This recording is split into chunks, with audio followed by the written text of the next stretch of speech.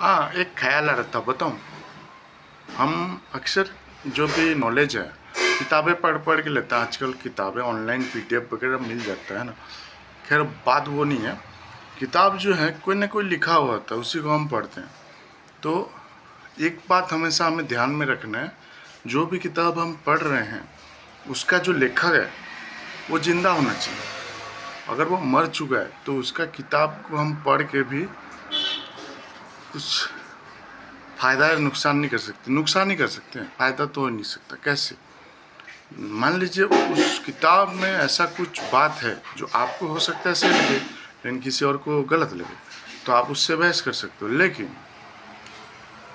उसमें जिसने लिखा है बात को, आप उससे बहस नहीं कर सकते।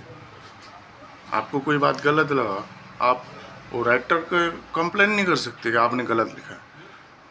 कंप्लेन कर सकते हो जिस बुक को छापा है, बुक पब्लिशर जो है उसको कंप्लेन कर सकते हो। लेकिन वो पब्लिशर भी अगर गलत हो भी गया तो उससे क्या फ़र्क पड़ेगा, क्योंकि जो राइटर है वो तो मर चुका है ना।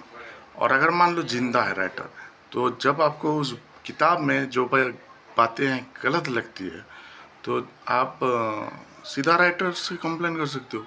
फिर राइटर के साथ आप आपस में तर्क वितर्क करके उसका जो सही या गलत निकाल सकते हो, है ना।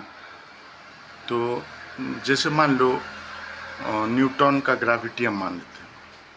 अब न्यूटन का ग्रेविटी को हम पढ़े जा रहे हैं ना, मर चुका है वो।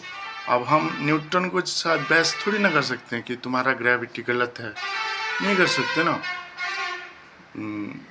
वैसे ही और बहुत सारे अष्टवक्र गीता बोलते हैं, अब अष्टवक्र भी मर चुके हैं।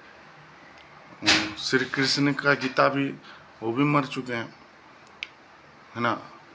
वो तुलसीदास का रामायण, वाल्मीकि का भी रामायण है, वो सब मर चुके हैं।